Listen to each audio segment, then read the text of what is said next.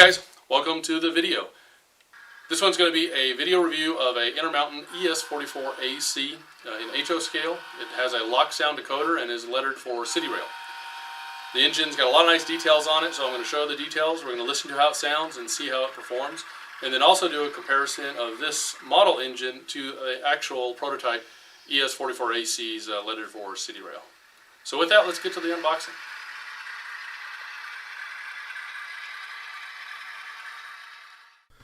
The engine comes well packed and well protected. The box does have a quick start guide and then a little bit of a correction piece of paper as well, talking about the F8 function, because the F8 does not work as a straight mute button on these engines. It actually acts as an engine startup and engine shutdown.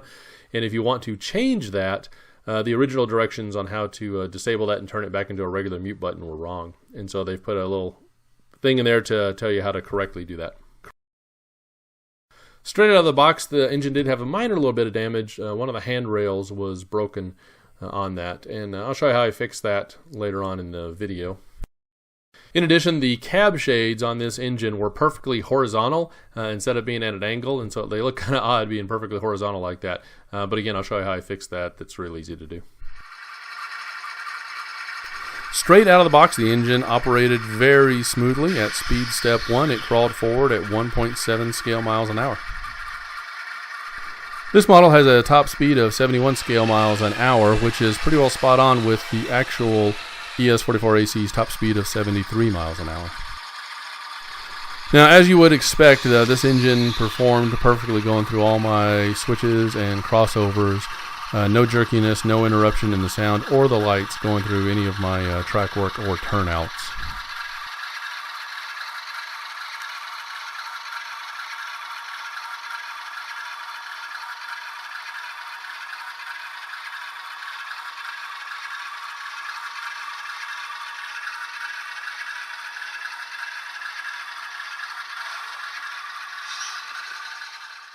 Before moving on to how the engine sounds, there's one more operational feature I wanted to point out. Is straight out of the box, the engine has to complete its startup sequence before it will go forward. And so you can see this engine right now is going through its startup sequence, and I've throttled it up, but it's still just sitting there. And it's going to continue to sit there until it finishes its startup sequence, and then it will start accelerating and go up to the speed that I've got it set at.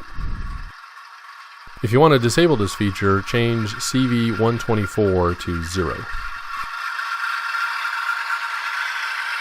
Okay, now let's listen to how this LokSound equipped engine sounds, starting with the startup sequence.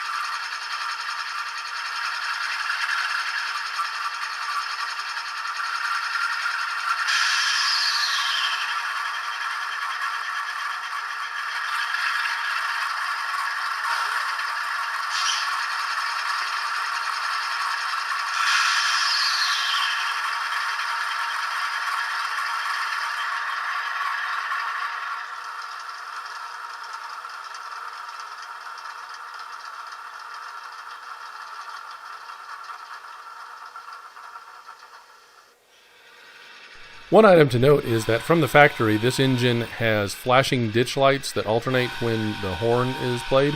That's not accurate for the Citirail ES44ACs. They actually have steady ditch lights even when their air horn's played.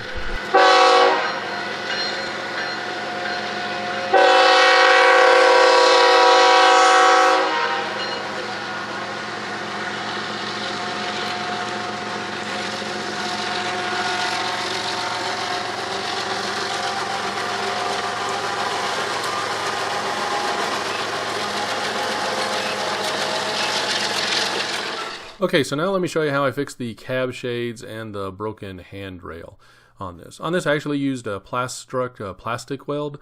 This really isn't so much of a glue as it is a plastic melter. And so you apply just a little bit of this to the ends of the handrails that are broken. And that'll soften them up a little bit, and then you can reposition them and get them lined up the way you want. And then when it rehardens, then it'll stay in its new aligned configuration.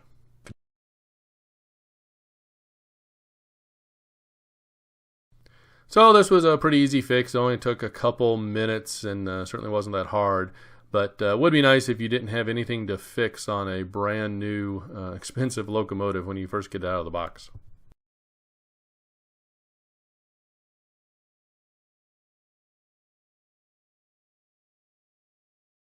Okay, so moving on to the cab shades to get them out of their horizontal orientation. I just used a pair of very thin needle nose pliers to bend them a little bit, and then actually even just pressed them down a little bit with my fingers to get the angle I wanted, about 30-degree angle down or so, and then they looked a lot better once that was done. Again, very easy to fix. It's just something you probably shouldn't have to do. So here's sort of the before and after shots on the cab shades.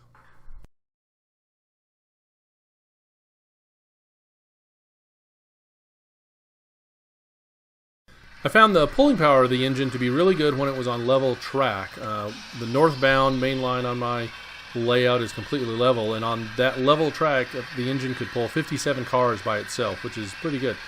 However, on my southbound main line, which has a 2% grade, the engine didn't perform quite as well. It could only pull 11 cars up the grade. Once you had that 12th car on there, it would go ahead and stall out on the grade. Okay, I've dimmed the lights here so you can see the illuminated number boards a little better, which is really nice that instead of just being painted on, they actually illuminate like that.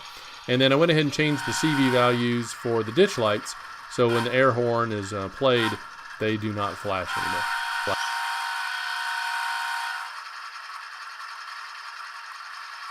Another nice detail on this engine is that it has rear ditch lights, which is accurate for the prototype, and they do light up and work. And they actually don't flash when the air horn is played, which is correct. All right, there are several things I really like about this locomotive. First of all, it just looks outstanding. The colors are crisp and sharp, and the painting is very nice and opaque. One of the things Intermountain did a great job on is matching the yellows. The yellow that's painted on the engine and the yellow on the handrails in the sill are all completely identical, as far as I can tell. They look really, really good. I know a lot of times the handrails end up being a slightly different color because it's hard to get the handrail material to take paint and take dyes the same way to match the color, and Intermountain did a fantastic job on this engine getting that to match. Also, this engine's got tons and tons of little details on it. Lots of little warning labels all over it, lots of little rivets and little details, tread plate and other things. It's just really fantastic. One of the other little things on this engine that I really like is the fact that it comes with metal KD couplers rather than some plastic KD compatible couplers. They've actually got metal KD couplers on it, which is real good. So now let's take a look and have a listen at some actual Citirail ES44ACs so you can judge for yourself and make some comparisons against the model.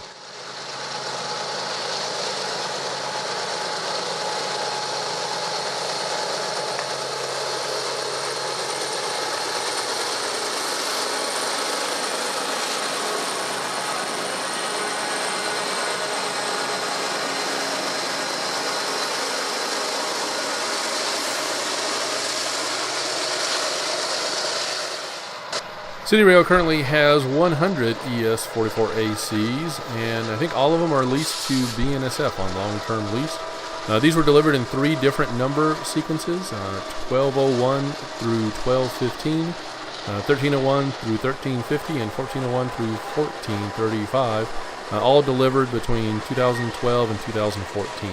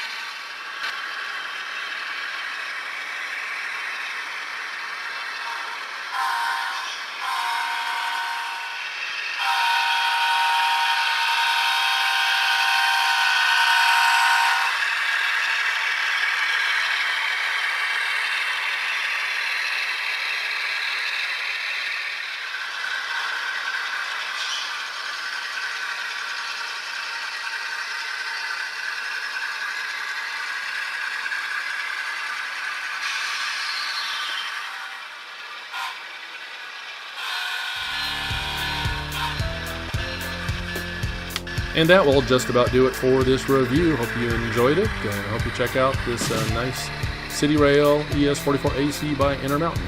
Until then, I'll keep running your trains, keep enjoying them, and we'll catch you at the next update.